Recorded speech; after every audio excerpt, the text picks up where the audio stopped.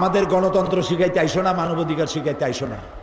আমার দেশের কোন নেতা নেত্রী তোমাদের কাছে নালিশ করলে তোমরা ফিরে দাও, যে দেশের সমস্যা দেশে গিয়ে মিটাও, আমাদের কাছে নালিশ করতে আইসো না।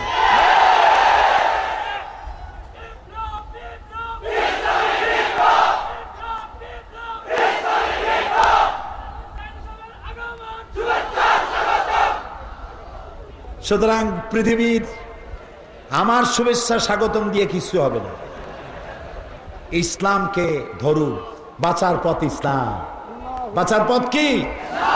হাত মুঠো করে উপরের দিকে উঠান আর বলেন বাঁচার পথ কি? আরো জোরে বলে, আরো জোরে। এটা ছাড়া বাঁচার পথ না।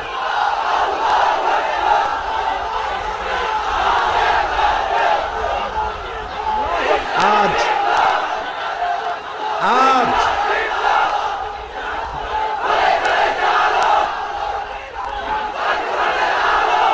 আজ একথাও প্রমাণিত, আজ একথাও প্রমাণিত হয়ে গেছে। কি কথা? টুইন টাওয়ার ভাঙ্গার অজুহাত দিয়ে প্রতিশোধ এর আগুন জ্বালায়েছ যে ব্যক্তি, নাম নেওয়ার দরকার মনে করি না, আমি ঘৃণা করি। এ টুইন টাওয়ার মুসলমানেরা ভাঙে নাই, তোমরাই ভাঙছো। এটা আজ প্রমাণিত সত্য। 18 মিনিটের ব্যবধানে একটা একটা করে প্লেন আসলো, প্লেন হিট করলো। কিভাবে তুমি জানতে পারলে আর আগের থেকে ক্যামেরা ফিট করিয়া সমস্ত ছবিগুলি ধারণ করলে? 4000 ইহুদি এই টুইন টাওয়ারে চাকরি করে, ওই দিন একটা ইহুদিও আসলো না কেন? এ প্রশ্নের জবাব কে দেবে? তবে উসামা বিন লাদেনের সাথে আমি একমত নই।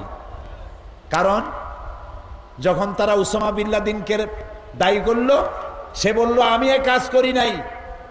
তবে বিষয়টিতে আমি খুশি হয়েছি, তার এই বক্তব্যকে আমি ঘৃণা করি, ধিক্কার জানাই। তার বলা উচিত ছিল এটা আমি করি নাই, তবে যারা করেছে, মানুষ হত্যা করেছে, আমি তাদেরকে ঘৃণা করি। হিন্দু হোক, খ্রিস্টান হোক, বৌদ্ধ হোক, যারা মানুষ, ইসলাম মানুষ হত্যা করার পারমিশন দেয় না। আমার রাসূল বলেছেন গোটা বিশ্ব ধ্বংস হওয়া সহজ। আবার শুনুন, আমার রাসূল বলেছেন এই গোটা বিশ্ব আল্লাহর কাছে ধ্বংস হওয়া সহজ, কিন্তু একটি মানুষ হত্যা হওয়া, খুন হওয়া, এর থেকে আল্লাহর কাছে বেশি কঠিন। সুতরাং মানুষ তো মানুষই, সে যে মানুষই হোক। সুতরাং আজ আমাদেরকে আমাদের পথ চলার পথ ঠিক করে নিতে হবে। আমাদের মুরব্বী, দুনিয়ার কাউকে মানি না, আমাদের মুরব্বী, আমাদের নেতা শুয়ে আছেন মদিনাতুর রাসূল সাল্লাল্লাহু আলাইহি ওয়াসাল্লাম, বিশ্ব নবী রাহমাতুল লিল আলামিন মুহাম্মদুর রাসূলুল্লাহ সাল্লাল্লাহু আলাইহি ওয়াসাল্লাম। প্রিয় ভাই সব, সেই জন্য মুনাজাত করব। আজকে শুক্রবারের রাত, জুমার রাত। আজকে কিসের রাত? দোয়া কবুল, আলহামদুলিল্লাহ। দাঁড়ানো ভাইরা সব বসেন। এত বড় মোবারক রাত জীবনে আরেকবার পাবো, নিশ্চয়তা আছে? নিশ্চয়তা আছে? দাঁড়ানো ভাইরা বসেন। আরেকটি কথা বলতেই হয়, সেটি হলো আমাদের দেশে, এই দেশের ভাগ্য ভালো বানাবার জন্য আমাদের কি কাজ করতে হবে, ঠিক কিনা? আমরা বাইরে কারো পরামর্শ চাই না, আমরা আমাদের দেশ চালাতে সক্ষম, ঠিক কিনা? আমার দেশের সংবিধান আছে, আমার দেশে পার্লামেন্ট আছে, আমার দেশে 14 কোটি মানুষ আছে। বাইরে নালিশ করা, ছোট্ট ছোট্ট বাচ্চাদের জন্য শোভা পায়, যারা স্কুলে ক্লাস 1-এ পড়ে তাদের জন্য নালিশ শোভা পায়। কোন রাজনৈতিক নেতা নেত্রীর বাইরের দেশে নালিশ করা বাল্য সুলভ, বালিকা সুলভ কাজ। আমার দেশের সমস্যার সমাধান করতে আমরা সক্ষম। সুতরাং ডিজেলের মূল্য বৃদ্ধি, লোডশেডিং, দ্রব্যমূল্যের ঊর্ধ্বগতি, ডাল চিনির দাম বেশি, এই সব সাময়িক অসুবিধার কথা বলে সরকারের বিরুদ্ধে জনমত গঠন করে আসতে চায় কারা? ওরা কারা? এই 14 গোষ্ঠীর একটা গোষ্ঠী বড় পরিচিত, বাকি 13টা সব সাইনবোর্ড, ফুটা বেলুন। এই বেলুনেরা এক একটা ডেড হর্স। ওই 13টার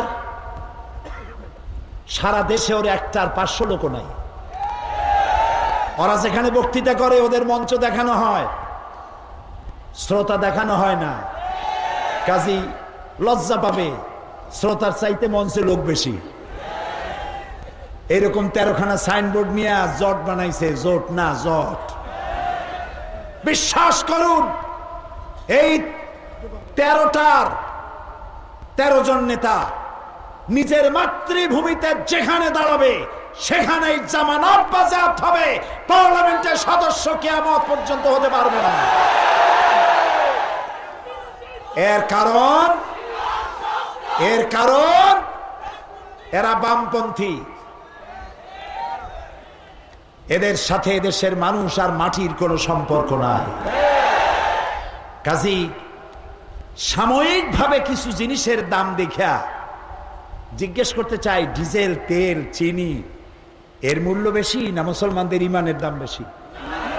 সাময়িক সময়ের জন্য এই দামগুলির কথা শুনিয়া মিডিয়ার প্রচারণায় বিভ্রান্ত হয়ে খাল কেটে কুমির ঢুকাবার কাজ আহাম্মক আর বেকুবরাই করতে পারে, দেশপ্রেমিক ইমানদারেরা করতে পারে না।